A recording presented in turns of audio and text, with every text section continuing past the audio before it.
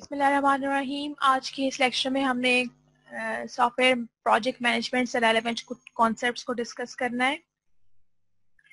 Software project management start करने से पहले we need to know that what a project is. एक official definition जो कि प्रोजेक्ट मैनेजमेंट इंस्टीट्यूट की तरफ से पीएमआई की तरफ से डिफाइन की गई है। इट सेज दैट कि एक ऐसी कोशिश जो कि टेम्परेरी होती है नेचर में और उसकी कोई स्टार्टिंग और एंडिंग डेट जो है वो डिफाइंड हो।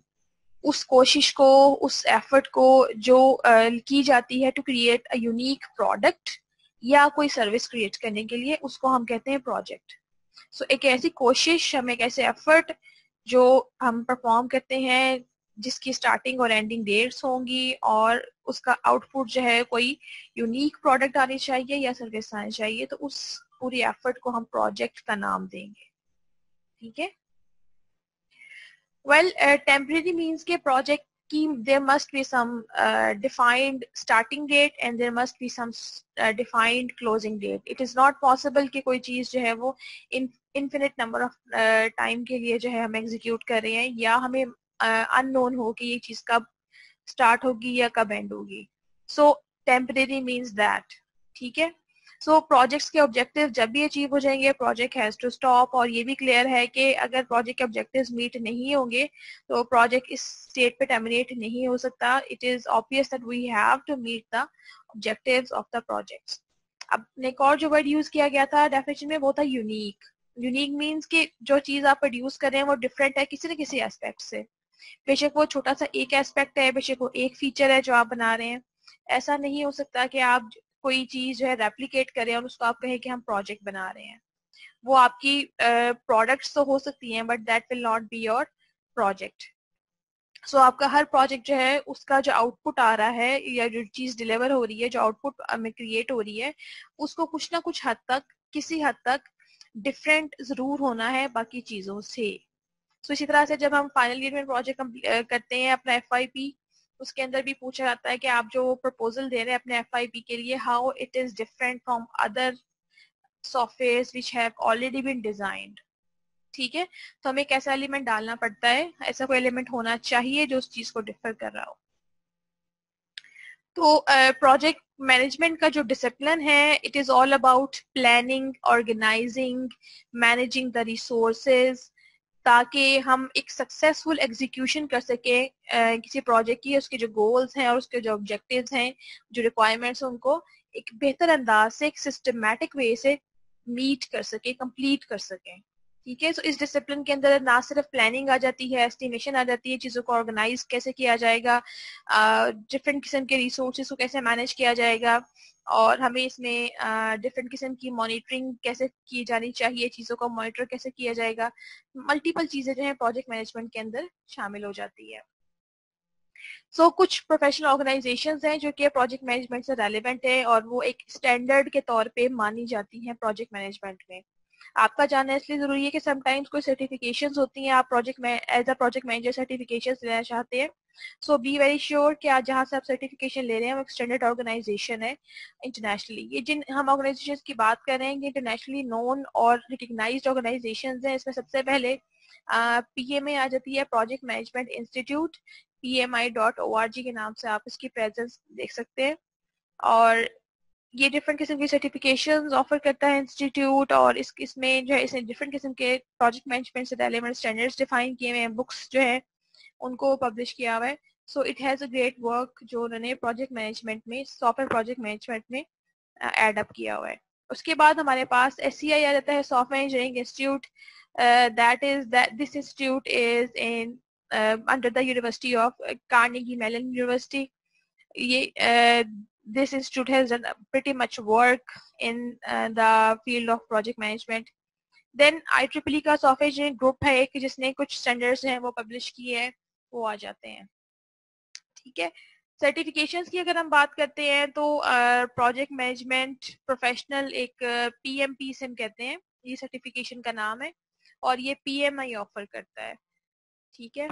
प्रोजेक्ट मैनेजमेंट की सर्टिफिकेशंस बहुत इंपॉर्टेंट हैं, और अगर आप एक सर्टिफिकेशन ऐसी ले लेते हैं then you are eligible to apply for the post of management.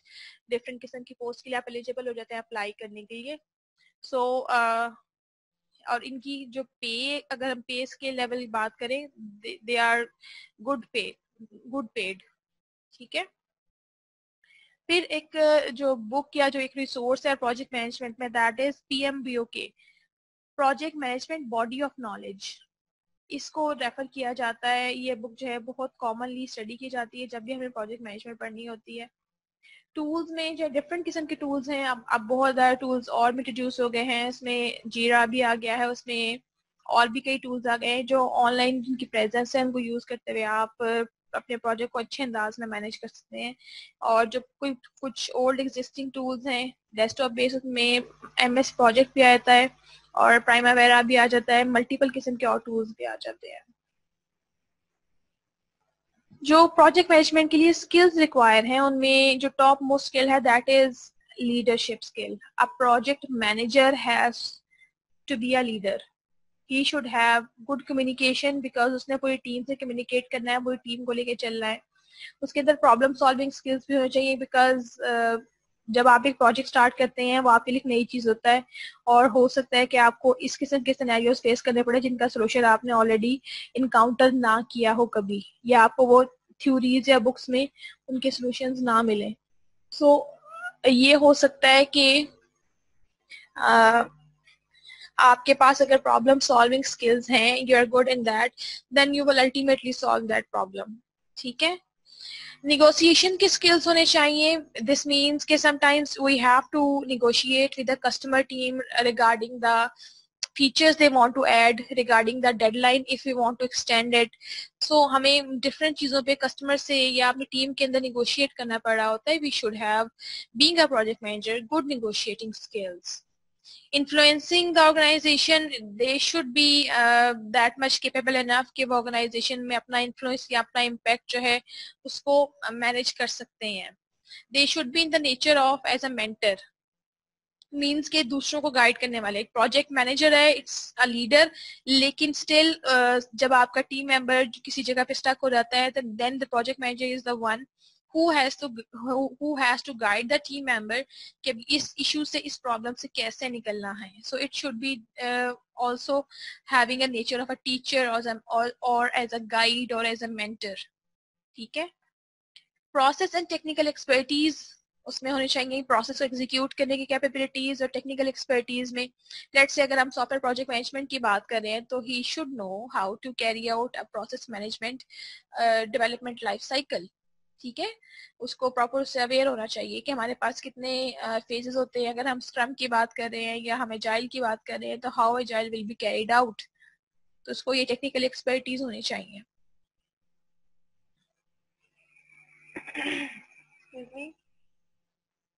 So different किस्म की पोजीशंस भी आपको नजर आएंगी प्रोजेक्ट मैनेजमेंट में। एक प्रोजेक्ट एडमिनिस्ट्रेटर होता है, ये कोऑर्डिनेटर के नाम से भी ये पोजीशन मिलती है हमें। असिस्टेंट प्रोजेक्ट मैनेजर, एक ये पोस्ट बहुत जगह पे जॉब एप्लीकेशंस में देख रहे होते हैं। देन प्रोजेक्ट मैनेजर के नाम से या प्रोग्राम मैनेजर के नाम से कोई पोस्ट होती है। एग्जीक्यूटिव प्रोग्राम मैनेजर या वाइस प्रेसिडेंट प्रोग्राम डेवलपमेंट, ये तमाम वो पोजीशंस हैं जो आपको प्रोजेक्ट मैनेजमेंट से रेलेवेंट मिलेंगी, ठीक है। तो इसके अंदर इन तमाम पोजीशंस को अप्लाई करने के लिए ये जरूरी है कि आपके पास प्रोजेक्ट मैनेजमेंट से रेलेवेंट स्किल्स होने चाहिए। ये हमारे पास कुछ KPIs हैं, की प्रोसेस एरियाज भी कहते हैं इनको, की नॉलेज एरियाज भी कहते हैं, KAs भी कहते हैं। देयर आर 9 नॉलेज एरियाज जो प्रोजेक्ट मैनेजमेंट के अंदर कवर किए जाते हैं। कि प्रोजेक्ट की इंटीग्रेशन कैसे की जाएगी, इसको मैनेज करना, प्रोजेक्ट का स्कोप कैसे डिफाइन किया जाएगा, प्रोजेक्ट का टाइम किस तरह से मैनेज किया जाएगा, प्रोजेक्ट की कॉस्ट किस तरह से मैनेज की जाती है, प्रोजेक्ट की क्वालिटी किस तरह से मैनेज की जाएगी, ह्यूमन रिसोर्स मैनेजमेंट कैसे की जाएगी कि आपकी अगर टीम है, टीम के अंदर आपके प्रोजेक्ट के अंदर आपको लेट से 4 लोगों की जरूरत है और बाई चांस आपकी टीम में जो है वो 4 डेवलपर्स के लिए 3 डेवलपर्स हैं, you are one short hand with one developer, तो उस सूरत हाल में आपको कैसे मैनेज करना है। या लेट से अगर आपको एक और पर्सन की जरूरत है, उसको आपने हायर करना है, तो किस तरह से मैनेज करेंगे। देन कम्युनिकेशन प्रोजेक्ट के दौरान किस तरह से कस्टमर से या अपनी टीम के दौरान आप टीम के अंदर किस तरह से मैनेज करेंगे। रिस्क मैनेजमेंट कैसे की जाएगी, प्रोजेक्ट को अपेरेंटली जो रिस्क फेस कर रहा है project, how to manage those risk. Then procurement कैसे की जाएगी, डिफरेंट किस्म के आपको इक्विपमेंट की ज़रूरत है, आपको और रिसोर्सेज की ज़रूरत है, उनको बाय करना, उनके बारे में वो तमाम जो ज़रूरी कागजी कार्रवाइयाँ जिसे हम कहते हैं वो कंप्लीट करना। ये तमाम चीज़ें जो है ये 9 नॉलेज एरियाज है जिनका नॉलेज एक प्रोजेक्ट मैनेजर को होना चाहिए। अगर सॉफ्टवेयर प्रोजेक्ट मैनेजमेंट की बात करते हैं तो प्रोजेक्ट मैनेजमेंट का एक सब डिसिप्लिन जो है वो सॉफ्टवेयर प्रोजेक्ट मैनेजमेंट आ जाता है, जिसके अंदर हम चीज़ों को प्लान और मॉनिटर और कंट्रोल करते हैं। प्रोजेक्ट प्लानिंग जो है उसका पर्पस क्या है कि हम प्रोजेक्ट का स्कोप आइडेंटिफाई करें, हम ये एस्टिमेट लगाएं कि हमें कितना काम कंप्लीट करना है इस प्रोजेक्ट के अंदर, हमें कौन कौन से फीचर्स डिफाइन करने हैं, हमने किन मॉड्यूल्स पे काम करना है, और देन उसकी उसकी बेसिस के ऊपर हम एक प्रोजेक्ट का स्केड्यूल इस्टेब्लिश करते हैं, डिफाइन करते हैं कि इतने काम को कंप्लीट करने के लिए हमें ओवरऑल कितना टाइम रिक्वायर होगा। सो प्रोजेक्ट प्लानिंग जो है वो उसकी स्टार्टिंग कहाँ से होती है, रिक्वायरमेंट से। जब हमें कस्टमर रिक्वायरमेंट्स देता है तो उसके बाद हम उसकी प्लानिंग शुरू कर देते हैं कि okay fine, to complete out all these requirements we might need let's say 6 months, ठीक है।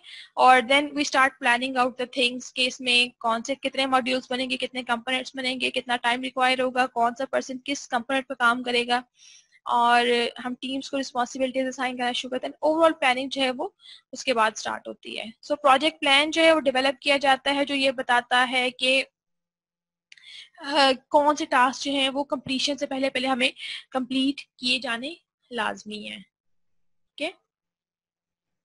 प्रोजेक्ट की मॉनिटरिंग और कंट्रोल का पर्पस क्या है कि to make sure that team और मैनेजमेंट जो है वो प्रोजेक्ट की प्रोग्रेस से अप टू डेटेड है, और अगर प्रोजेक्ट जो है वो अपने पाथ से डेविएट हो रहा है, चेंज हो रहा है, तो प्रोजेक्ट मैनेजर जो है उसको इस चीज को कंट्रोल करना होता है कि उसको सही पाथ पे दोबारा लेके आया जाए। This is what monitoring and control of the project means. Monitoring और कंट्रोल ना सिर्फ ये बल्कि ऐसे डिफरेंट किस्म की मॉनिटरिंग के लिए मीटिंग्स भी कंडक्ट करवाई जाती हैं ताकि टीम से इन टच रहा जाए और उनसे स्टेटस मालूम किया जाए कि प्रोजेक्ट का स्टेटस क्या है। सो इसके लिए अगर आप एक प्रोजेक्ट मैनेजर हैं तो you need to keep in touch with your team, ताकि ये ना हो कि जब आपकी डेडलाइन एंड हो तो आपको टीम कहे कि हमारा तो जस्ट 70% काम कंप्लीट हुआ है, अभी तो हमें और टाइम रिक्वायर्ड था, तो आपको एक किस्म का सरप्राइज ना मिल जाए, हार्ट अटैक टाइप का। तो be in touch with the team, keep an I on the progress on the project कि कितना काम कंप्लीट हो गया है और रिमेनिंग काम जो है क्या वो डेडलाइन तक कंप्लीट हो पाएगा या नहीं हो पाएगा, इस चीज का ख्याल रखना होता है। ठीक है, ये इस लेक्चर के लिए एक्नॉलेजमेंट्स थी। अगर कोई क्वेश्चन है तो प्लीज आप पूछें।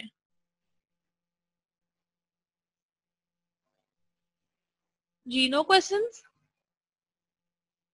No ma'am. ये मैडम जी, ये जी जो आपने पढ़ाया है ये क्या पेपर में इस तरह सवाल आएगा या फिर सिनेरियो के बारे में पूछा जाएगा? ये जो है आपका थ्योरेटिकल टॉपिक था, इसमें सिनेरियो फिलहाल हम नहीं बना सकते। इसे प्रोजेक्ट मैनेजमेंट के कॉन्सेप्ट्स का पता होना चाहिए, इस पे सिनेरियो नहीं बनेगा फिलहाल। इसके बारे में कोई कॉन्सेप्चुअल सा क्वेश्चन आ सकता है।